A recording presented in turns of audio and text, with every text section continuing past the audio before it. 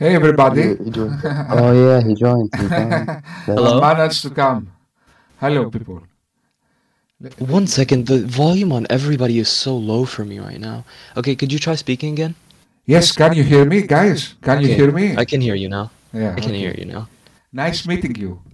My name Nice is meeting you as well. Apparently you made a video on me, so I haven't watched it yet, but you Yes. can go ahead and just let me know what your objections are. Of course. Sorry. So you made two main arguments. You made the Kalam cosmological argument and the fine-tuning argument. Isn't that right? Yeah. Was there any other? No, I don't think so. No, it was those two.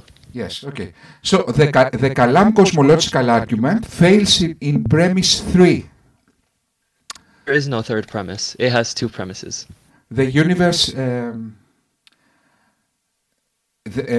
the universe began to exist. The universe began to exist. Premise. That's the second premise. Because I think the way you formulated it in the debate, that was the third premise, as I remember. Anyway. No. It was, first premise was everything which begins to exist has a cause. Second was the universe began to exist, and the conclusion, not a premise, was that the universe has a cause. So the conclusion. Okay, understand. I'm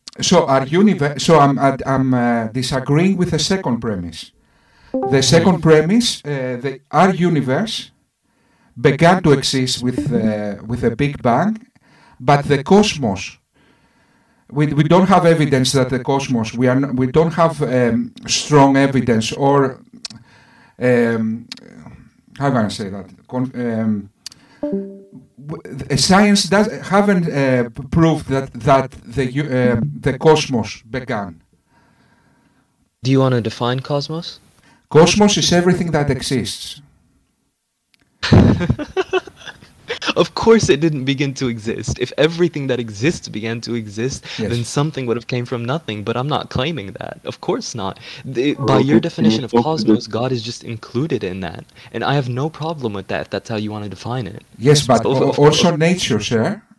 So that is a distinction, because I'm trying to make a distinction between our local universe that began with a Big Bang and what might have been before. That it might have been a multiverse or a quantum environment, or so we don't know what happened before the singularity.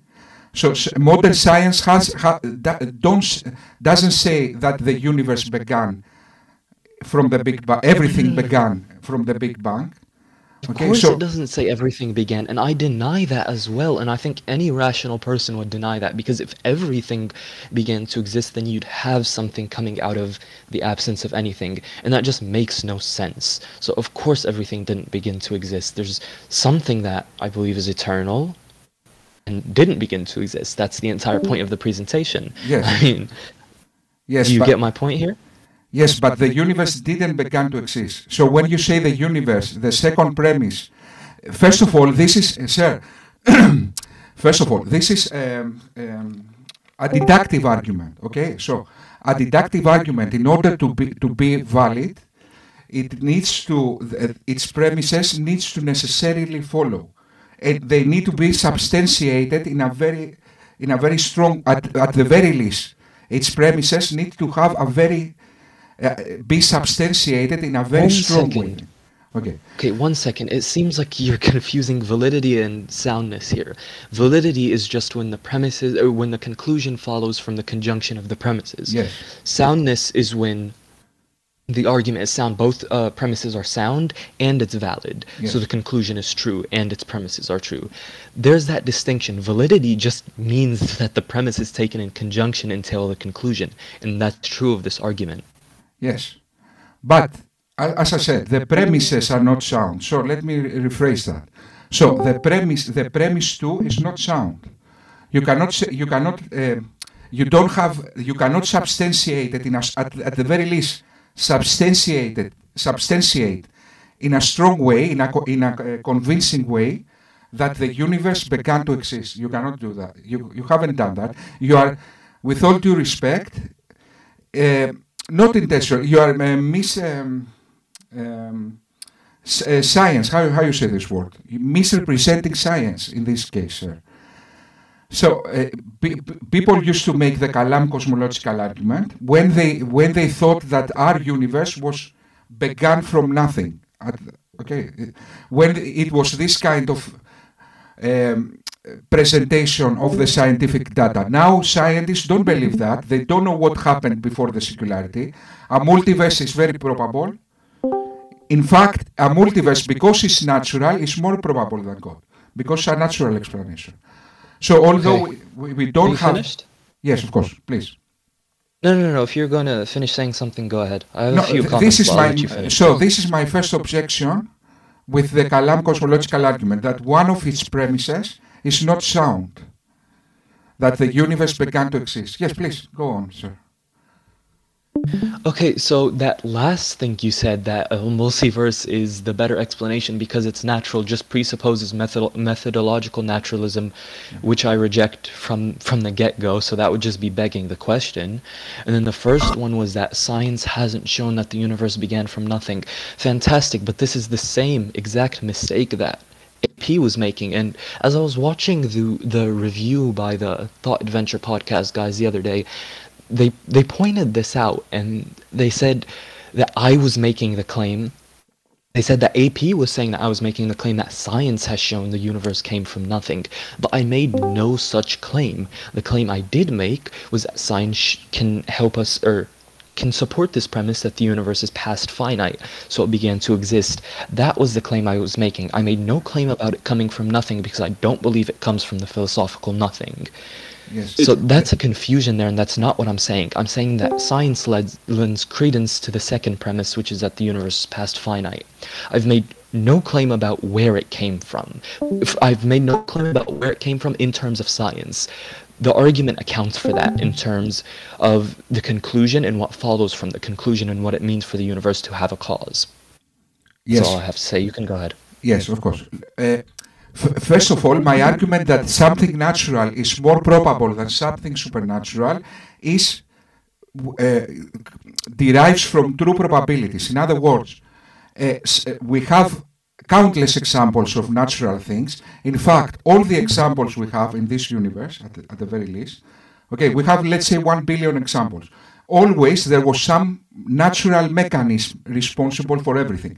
We have 0 example of something supernatural in this universe. So, well, I'm already going to disagree with that because I think I'm a substance dualist, and I think souls or consciousness is the sort of thing that's non-natural because it's a substance that isn't physical, and it has causal power. So I think there are non-natural objects in the universe. But setting that aside, that doesn't show anything because it would just be a category error here because the sort of cause for the universe just couldn't be a natural object. So that just won't work. And besides that, you can't even give a causal explanation for the beginning in terms of a multiverse. You can give an explanation for fine-tuning in terms of a multiverse, but that has nothing to do with this argument. A natural explanation. Give me an explanation of a physical phenomenon that the explanation was supernatural. Give me something. That's a direct question. Give me something, a physical phenomenon that the explanation was something supernatural. Is the beginning of space-time a physical phenomenon? I don't think so because it's not coming from matter. No, because the way to understand physical phenomena in the first place is phenomena that's governed by laws of nature, going around on things that are extended in space-time. But that's not the sort of thing going on here because there is no laws of nature governing the beginning of the universe because the laws of nature are from the universe. It's a part of it. So I don't think that's a physical phenomenon. I'm not sure. You'd have to disambiguate the term before even using it. And besides that, even if I were to grant that every physical phenomena in the universe occurs with a full natural explanation, that doesn't whatsoever entail that a physical or natural explanation for the beginning of the universe is more probable. We can exclude that. So whether you want to say it's probable or not, it's excluded because it's just not the sort of explanation that works in this case. Yes, I agree with you. That's why I said probabilities. I never said that it's impossible. I said it's more probable a natural explanation than a supernatural explanation. But it doesn't matter. Okay, putting that aside, you said something about the Borg-Gulf-Vilenking theorem, the BG, how you call it, BGV? GV theorem. Okay, proved that the universe has a finite beginning. Is that true, sir? Because you, without, not intentionally, obviously, you are very, you seem to have a very good character and very well informed. But the science doesn't say the universe began. This theorem doesn't say that the universe had an absolute beginning. It says that the laws of physics breaks down at some point, and we need a unified theory of quantum gravity. We need a unified theory. In other words, it's like a wall. It's not a beginning. Socrates, Yes. my friend, you're confusing two different things Vilenkin says. One thing Vilenkin does say is that space-time does extend finitely to the past. The second thing he says is that physics breaks down so you can have things coming from nothing. And what he means by nothing there isn't the absence of anything. What he's talking about is something like a quantum vacuum. And he mentions this, and he mentions quantum tunneling to get a universe from nothing, or so to speak. Yes. But these are two unrelated things. He does say it begins to exist, and that's why when he mentioned Craig's argument, he didn't deny the second premise. What he did deny was the first one, because he believes the first one's wrong, because things can come from nothing. That's what he denied. But he does say it began, and his comments about physics breaking down relate to the first premise, because he takes it to be a physical premise, not a metaphysical one. Yes, sir. First of all, I agree with you. The philosophical nothing never existed, simply because philosophers defined that nothing in that way. Okay, so we agree that. So philosophers say from nothing, nothing comes. Clearly, that kind of nothing never existed, because we have something. So we don't disagree on that. Something always existed. What I disagree is with your statement that before our current universe, before the Big Bang, it was nothing, or there was no. Excuse me, sorry. I don't say that though. Yes, of course. Yes, I misrepresented you. Yes, before the Big Bang, there was no natural reality. This is what I disagree, and obviously you must agree that the theorem of Borg-Gulf-Vilenking, okay, doesn't say that. Doesn't say that before the Big Bang there wasn't any natural reality. The only Of course thing not, because one second, because that's beyond the scope of the paper, Exactly. beyond the scope of We agree. even his scientific argument. But why I cite his paper is to support premise 2, not to say that this paper proves that there's intelligent designer for the universe. You're confusing things here. Okay, to support. So okay, now you use the right term, to support. So we don't I know. used that in the debate. Okay. Okay. Sorry about that. Don't want to. Okay. So in other words, we agree with what I say, with what I'm saying, that the premise 2 is not substantiated in a very convincing way, because there might have been a multiverse before the Big Bang. There might have been some other kind of reality, some counter reality that we cannot now comprehend, or something else. Okay. So. Okay, you made an argument, you gave your reasons, but your premises are not sound in a convincing way, like it's not a conclusive proof. But I don't think you meant that as a conclusive proof, isn't that right? One second. You say that bringing up multiverse can undermine the premise. I have no idea what that means. How would that undermine it? And I think there is good evidence in terms of science and philosophy, because you have causal finitism as well. But I have no idea what a multiverse has to do with this. With this argument, at least. Because the premise 2 says the universe began to exist. Obviously, when the premise says the universe, it cannot possibly infer only to our current universe. It implies everything. Isn't that right? So No. One second. I can concede that there's a One second. I can concede that there's a multiverse, but the idea here would be that this universe, the one we're in, began to exist, unless it has a cause if premise 1 and 2 are correct. So bringing up a multiverse just doesn't change. Okay, which premise is that denying? When you say there's a multiverse, which premise are you denying? 1 or 2? The premise it's the easiest way to disambiguate it. Premise 2 I'm attacking premise 2. Okay, so One second, but you're not denying it by saying there's a multiverse. Why? Those are conceptually compatible, both of them together. No, because wait just a moment. Because you are giving evidence. The Borg-Guth-Vilenking theorem, it refers to our current universe. It doesn't refer to the multiverse. Isn't that right? Of course not. It's not talking about a multiverse. So you gave evidence there about this universe. Isn't that right? So how you substantiate? So the one part does not substantiate premise 2. Isn't that right? No, because premise 2 is talking about our universe, that it began to exist. This one began to exist. Exactly. And if premise 1 is right, then it has a cause. No, sir, with all due respect, the Kalam cosmological argument doesn't refer to our universe, it refers to the cosmos. Where it says universe there, not to the cosmos, because cosmos is everything that exists, it refers to all natural reality. This is what it refers. Do you agree on that? The Kalam cosmological argument, no. No, it only refers to all natural reality if you deny a multiverse.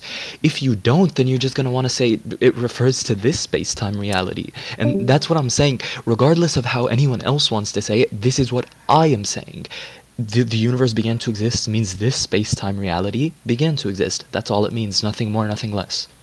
Yes, okay, so because that argument is an argument for the existence of God, obviously it must refer to all the natural reality had a beginning. We know we cannot substantiate that, although we can try your second argument. Your second argument was logical how you call that? 1 second, let's stick with this first one for a second, because I'm still not understanding your objection here. You're gonna have to elaborate a bit more. My objection is very clear. Let me ask you a question, sir. Why people went to the contingency argument? Exactly to go around of this objection. Because the Kalam cosmological argument, when it said our universe began to exist, it had a weakness. Okay, this was its weakness. Hey, listen, I'm not going to question you about what you just said about people going to the contingency argument because this one's weak, because I know you won't be able to substantiate that. So I'll just put that on the side, and you're still not showing the weakness because, as I've said, I'm talking about this space-time reality and not all of natural reality. Even though I don't think there's a multiverse, so it would be all of natural reality, but granted that there is one, just granting your point, my point still follows, that there's no relation here. Wait, so you believe that all natural reality began to exist? Yeah, I think because it's exhausted. Can you substantiate by the that? I don't think there's a multiverse. You don't think? Sure, can you substantiate? How you know? Well, you'd have to substantiate your position because you're claiming that there is a multiverse. And if you won't ask me why, I'm going to say lack of evidence. I'm going to say simplicity, parsimony. Exactly. We went to zero. That's exactly my point, that we went to neutrality.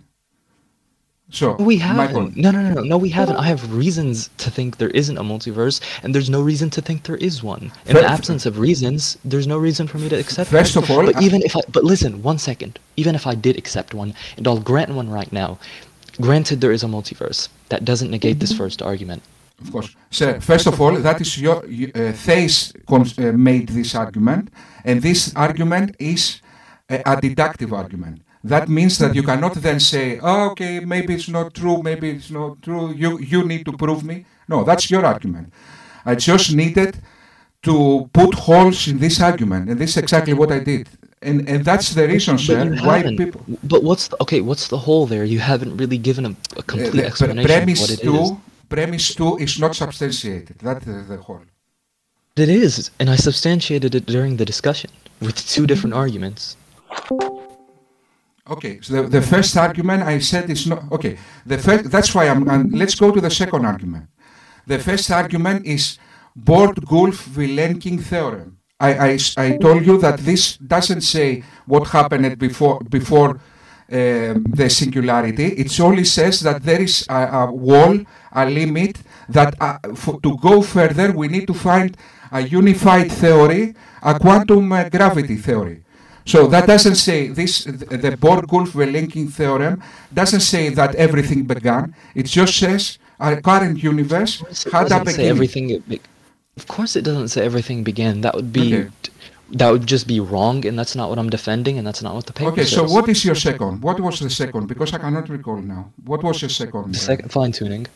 No, the second evidence you gave about the kalam. Oh, causal finitism, in terms of paradoxes like Thomson's lamp, Grim Reaper. The one I used was Grim Reaper, because I didn't have time for more, and I didn't really have time to give a full account of it. But Thomson's lamp and all of those, and I just noticed I'm still screen sharing. Okay, so, this paradox, the Grim Reaper paradox, we accept that there was something. So we accept the necessary existence. We accept that there is something that breaks this endless, infinite regression. But the only thing we don't accept is that this necessary existence, this initial essence, is conscious. So, in other words, when you say, can you understand what I'm saying now, sir? You can keep going. I'm listening. Yes. Okay. So this paradox, we accept that something breaks this paradox. So, in order for this paradox to be broken, we need some kind of necessary existence, or the necessary being in the contingency argument.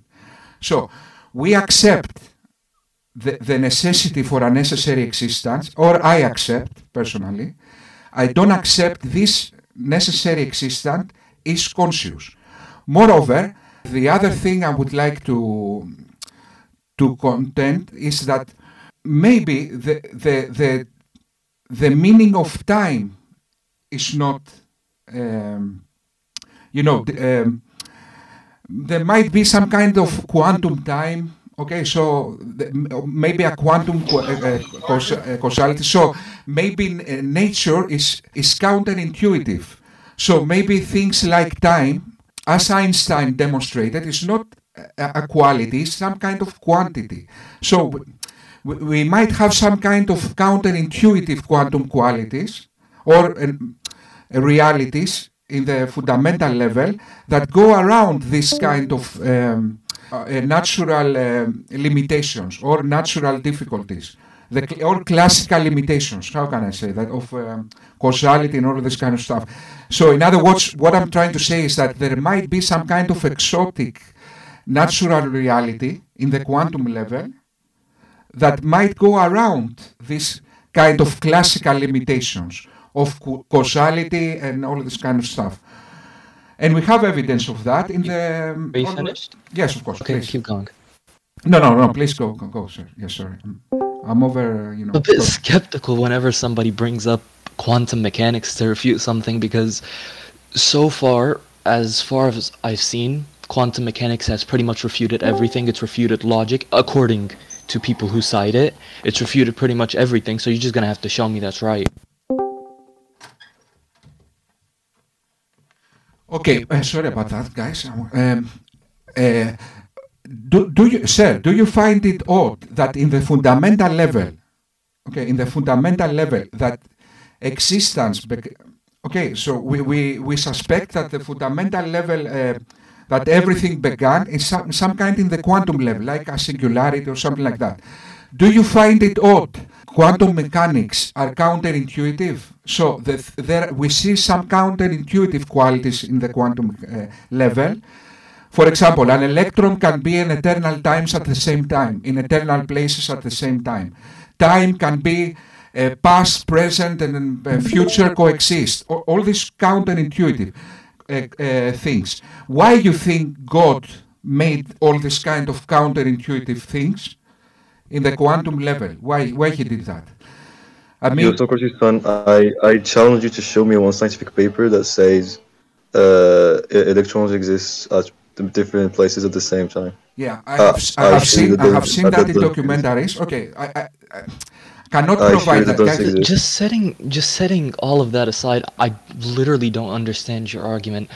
He created things that seem counterintuitive. So let me give. What's the argument? Okay, let me give you my argument. My argument is that in the classical thought, So those there were some kind with the classical logic there was some kind of limitations. Okay, we said some kind of things that made us thought that there must be a God. For example, infinite regress and all this kind of things. Okay, so in the natural way of thinking things, we had all these things, okay, that reminded that there must be some kind of God. Yet, now we know that some kind of realities in the fundamental level, in the quantum level, all these classical limitations we had in mind, actually, they are being challenged. Okay, so there might be quantum time. There might even causality. There might have been some. You define what quantum time is. With all due respect, I don't. Time is not linear, sir. Time might. Okay, the Grand Reaper example. Can it make sense if time is not linear in a sense that it's okay? Einstein proved that time is irrelevant. Okay, time is just another quantity. It's not a quantity. Time is definitely relevant. Why the He Grand? didn't prove that. Okay, the Grand Reaper. How you call this example? Okay, Reaper. The Grand. Sorry about that, guys. You're fine. Yes. Grim Okay. Reaper paradox. Yes, implies time. Okay, it has some linear time, and it says in this time there will be this, in this time it will be this. What about if time is counterintuitive, exotic? Does this paradox still exist? This is an honest question. Does this paradox still apply? And this is an honest response. Frankly, I have no idea what you're saying. And I mean, no, you've tried to make it clear. What he's trying to say is it's not like all he's trying to say is that like as time has passed. Guys, what I was trying to say, sorry, it was late and I was already speaking for, I don't know, hours. And that was very late and my head was like a mashed potato at this moment. So what I was trying to say is that we notice in nature counterintuitive stuff relating to time. So, how the paradox of the Grim Reaper applies in this kind of environments where time is not classical. This is what I'm trying to say. Let's see the paradox of the Grim Reaper. This example is in the Newtonian level, in the level we operate. But let's go now to the quantum level. Let's see. Imagine now the Grim Reaper being an electron. Replace the Grim Reaper with an electron and see what happens. This solid bridge supports my weight. The water flowing underneath always goes downhill. And when I throw this stone, it always flies through the air following a predictable path. But as scientists peered deep into the tiny building blocks of matter,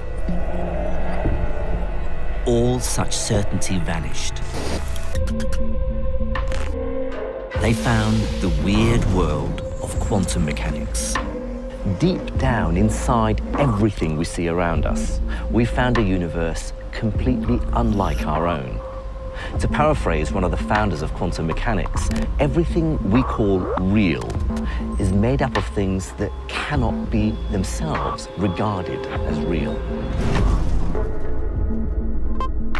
Around 100 years ago, some of the world's greatest scientists began a journey down the rabbit hole into the strange and the bizarre. They found that in the realm of the very small, things could be in two places at once. That their fates are dictated by chance. And that reality itself defies all common sense. And at stake, that everything we thought we knew about the world might turn out to be completely wrong. The story of our descent into scientific madness begins with the most unlikely object. Although conveniently, guys, very conveniently, that's why I asked him, do you find it odd? Although very conveniently, nature in its fundamental form has counterintuitive qualities. Why? Conveniently, it's got counterintuitive qualities. So it has the potential to solve all these classical limitations. Okay. On the other hand, how can God breaks the Grim Reaper paradox? He first acts and then decides. What I'm trying to say is that although in the quantum level we can potentially find a solution, consciousness is completely bounded by causality. Okay, radical consciousness is insanity. If consciousness doesn't operate in a linear way, in a time way, evolving time way, that's insanity. Imagine, guys, radical consciousness, in other words, a consciousness without time. How would that look like? I would have tried to say nice debate, let's say, and I would have said blah, blah, blah, blah, blah, because one word would have been before the other word, and the other word before I think, I must decide, then I decide, then I think. But what I thought first, it was second, and second, I will be insane. So, although consciousness doesn't make sense in a non-time environment or in a non-causality environment, everything that defines consciousness, guys, reflects some kind of environment related to time.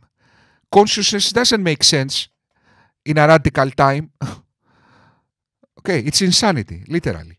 So although consciousness cannot go around this problem, quantum mechanics have the potential to go around this problem. And that is what I'm trying to explain. I know I'm not good in communication, but this is what I was trying to say. What we thought was like impossible or like, like intuitive, plausible about reality seems to just have been challenged over time by like what we discovered. So he's saying like this has been like the same as like happened to time. So he's wondering like why can't we just apply the same logic to time? You know what I mean? So like even if it seems intuitive, like if it seems like impossible now, just saying, well, it could just be like due to our limitations because we have examples where like the exact same thing has happened before. I think like that's the point he's trying to get at. Yeah. What I'm trying to say is that because we are evolved in nature to think in a certain way, we have a Newtonian evolved mind. So we cannot comprehend things. Time to us seems like a quality. Okay, before Einstein demonstrated that time is just another quantity, okay, we thought that was completely counterintuitive. Okay, we thought, wow, time is relevant. That cannot happen. This is counterintuitive. So what I'm trying to say is that nature is over our logic. Our evolution shown that our logic is limited to in a sense only grasp our immediate environment. Okay, so we need to always tune our logic to new scientific data. So nature can be counterintuitive. My question is, in a counterintuitive environment, that time is not linear, in other words, present, past, and future coexist, how can this paradox still apply when the Grand Reaper was, you say you have one Grand Reaper in one time, the other Grand Reaper in another time. What I'm trying to say, in a in a kind of exotic environment where time is not is exotic, how can you apply this example? That is my objection. My one objection. I don't know. Okay, so maybe I'm misunderstanding, but are you just asking like, is it compatible with like B theory? Honestly, that's what I understood. Like, really, honestly, that's what I understood. Okay, maybe I'm wrong. Because if somebody wants to correct me, guys, just answer that. Yeah. Guys, that's what it is. Guys, that's basically what he said. Okay, that was either way. Excuse me. That was my secondary objection. My objection was that in reality can go over our human classical logic. In other words, there might have been counterintuitive time and counterintuitive causality. These things can happen. We already seen that in the quantum level. But that was my secondary objection. My first objection is that what breaks this paradox is, in a sense, the necessary being. Isn't that right? This is what you imply. That in order to break this kind of paradox, you need a necessary being. What I'm saying is that I accept the necessary being. I accept the necessity for a necessary being. I don't believe this necessary being or existence is God. In other words, is conscious. I literally didn't say any of that. None of it. Like, literally all I said was that with causal finitism you can get to the universe beginning and there being a first cause. That's literally all I said. Okay, this is exactly what I'm objecting, though. Hold on. No, Socrates, you should instead just, like, stick to the point. Like, I get, like, we can get back to what you just said later, but for now you should just let okay, of course, yes. address, like, the B theory thing. Yeah. Hello? Bro, Khaled, address, like, the B theory thing. Well, I don't see how it's incompatible. You're gonna have to show me that, I guess. I think he's just saying, because, like, there are, I don't know, he's probably, what I think he has in mind is that on B theory, since no B theory, just eternalism, he seems to think that, like, past, present, and future, like, all just, there's just, like, no distinction between them at all. What they say, I was like, sort of like, yeah. So what I was sort of understanding was that it kind of sounds like he's saying they're all happening at the same time. You get what I mean? But yeah. So there's like exactly an Engramian paradox. You have like 12 a.m., 11:30 a.m. You're just saying there's no like actual distinction between those two like time periods. No, there's different like temporal moments or like different like pieces of time. Hold on. Let him speak. Hello? Yes. Do you want to say something? Yes. Okay. So forget for now the quantum, because there is a say that says whoever says that he understands the quantum level, he clearly doesn't understand the quantum level. So forget now all this mystery, because now I am applying to mystery or to, I don't know, what is this kind of fallacy. I am applying to ignorance or something like that. Okay. So forget that.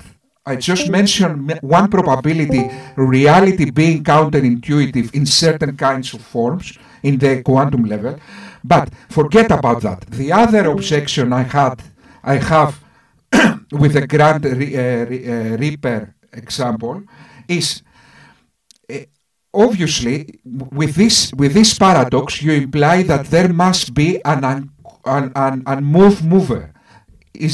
This is the implication, that there must be an unmoved mover that caused everything, that began this chain of events. Okay, so I accept the unmoved mover. I just don't think this unmoved mover is God or conscious. There might have been an unmoved, a brute fact that is not conscious, that is some kind of environment that evolved to everything else. So I don't see why we necessarily need to post consciousness to this unmoved mover or this brute fact that everything began from. This is my main argument. Let's not waste time with the quantum stuff. So, sort of just like a gap problem, right? Is that your issue here? No. My argument now is that in the contingency argument, I say that the necessary being is not God, is some kind of, I would have said, some kind of environment, a dynamic environment. I didn't use that argument. Yes, I know, but I didn't use that argument. But that reflects to the paradox. So not exactly, because the idea behind using that was just to show that the universe began to exist and there was a first cause. It was just to support the first argument I gave, not to give a contingency argument. Yes, to support that the universe has a... Okay, what I'm trying to say is that there are other ways that we can not solve, but we can explain this paradox. That is what I'm trying to say. So what I'm trying to say is that you give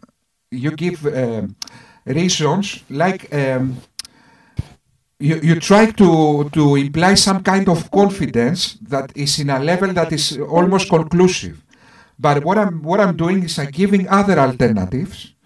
How can we explain this paradox? This is what I'm doing. In the discussion, I said, I believe these premises are more plausible than their negations, right? I didn't say there's 100% probability that they're both true, that it's just airtight. I didn't say that, and I just gave my reasons for thinking they're more plausible than their negations. Okay, I acknowledge that. Okay, I acknowledge that. I understand that. Do you want to discuss the fine-tuning argument? Well, I have work in like 45 minutes, so we could do this tomorrow, I guess, if you want. Of course. Thank you. First of all, let me just say that you are obviously. I am 40 years old, sir. You are you are very young, and I really you are very well versed and very informed in this matter, and I would like to extend my congratulations. I would like to say congratulations, my young friend. You are very intelligent and knowledgeable and okay.